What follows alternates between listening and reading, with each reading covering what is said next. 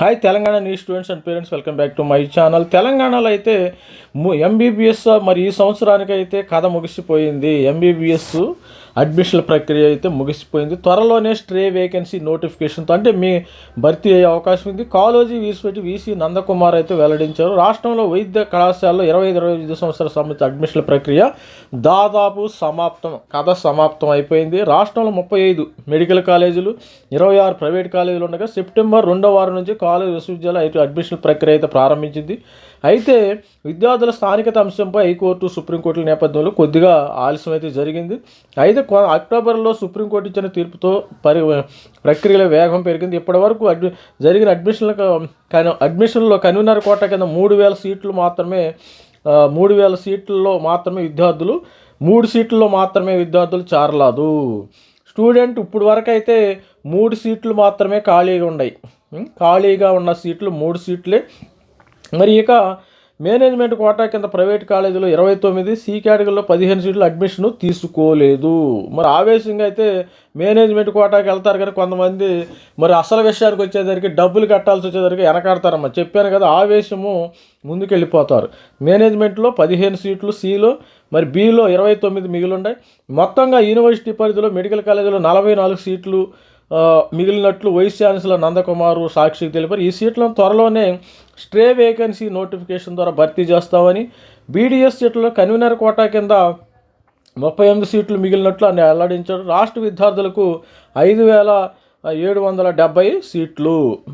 మరి రాష్ట్రంలో 35 government medical కాలేజీలు 4,440 సీట్లు ఉండగా అందులో 85% కన్వీనర్ 3,500 సీట్లను రాష్ట్ర కోటా కింద భర్తీ చేస్తున్నారు. 26 ప్రైవేటు కళాశాలలో 4,500 సీట్లను కన్వీనర్ కోటా కింద సుమారు 2,250 సీట్లు ఉన్నాయి కన్వీనర్ కోటా కింద. ఇక్కడ ఏంటంటే 85% అంటే 3,500 సీట్లను రాష్ట్ర కోటా కింద భర్తీ చేస్తారు, స్టేట్ కోటా. వీటిల్లో ఏంటంటే 26 కళాశాలలో 4,500 సీట్లు కన్వీనర్ కోటా కింద సుమారు 2,250 సీట్లు. ఈ లెక్కన సుమారు 5,770 సీట్లు తెలంగాణ విద్యార్థులకు దక్కుతాయి. ఇవి కాక డీమ్డ్ యూనివర్సిటీ, ఎయిమ్స్, ఈఎస్ఐ తదితర కళాశాలలు కూడా ఉన్నప్పటికీ వాటిల్లో సీట్లను పూర్తిగా ఆయా కాలేజీలే ఫీజు నిర్ణయించుకునే అవకాశం ఉంటుంది. స్టూడెంట్స్ మరి ఇప్పుడైతే 3 సీట్లు మాత్రమే మిగిలి ఉన్నాయి కన్వీనర్ కోటా కింద.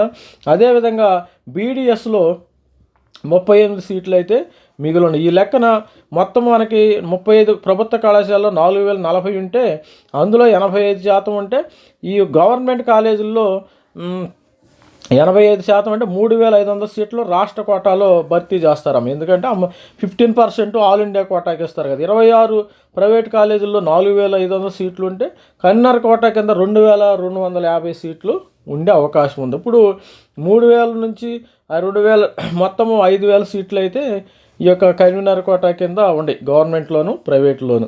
ఇది స్టూడెంట్స్, మరి త్వరలో మనకి ఈ యొక్క స్ట్రే వేకెన్సీ వచ్చే అవకాశం ఉంది. ప్రతి ఒక్కళ్ళు ఛానల్ని లైక్ చేయండి, షేర్ చేయండి, సబ్స్క్రైబ్ చేయండి.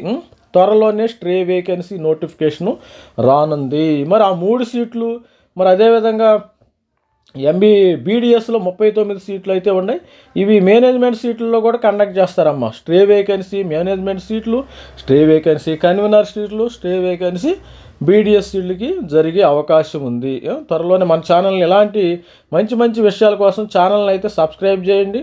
మరి అప్డేట్స్ అయితే ఇస్తాను. ఎప్పుడైతే స్ట్రే వేకెన్సీ వస్తుందో అప్పుడు ఇమ్మీడియట్గా అప్డేట్ అయితే ఇవ్వడం జరుగుతుంది. ఆ 3 సీట్లకి అదృష్టవంతులు ఎవరో వేచి చూడాలి. All the best student. మీరు కూడా ఈ వీడియో చూసే ప్రతి ఒక్క స్టూడెంట్ కూడా ఆ 3 సీట్లలో ఉండొచ్చు. All the best student. Thank you. Bye.